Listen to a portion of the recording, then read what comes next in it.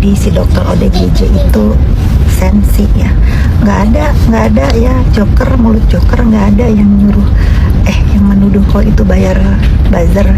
Yang ada kau disuruh store video untuk di ads. Berarti apa selama ini? Tifu-tifu. Siapa yang nyuruh nyetor itu video suruh di ads sama para buzzer, dokter joker. Nah, kalau aku tantangannya gini, kalau kau bisa meng-SP3-in 2 laporan tersangka kau itu, aku nggak jadi menyarankan kau suruh operasi mulut biar nggak terlalu lebar kayak joker. Kalau aku, kalau aku sudah paham, kau nggak mungkin keluar uang karena kau pelit klinik klinik sendiri aja, wallpapernya sampai ngeletak nggak diganti. Gimana harus bayar buzzer? Gitu, mendingan suruh bos yang bayar kan, pinter. Si joker ketar-ketir guys. Santai dong, pokoknya aku mau balik. Mau ke Bandung guys.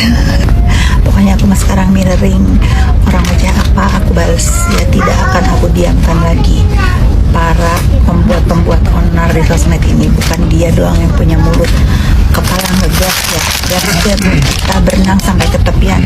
Netizen pendukung kedamaian terus pantengin ya.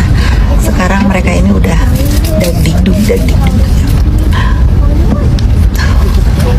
gara-gara mulut ini, sabar ya Neti.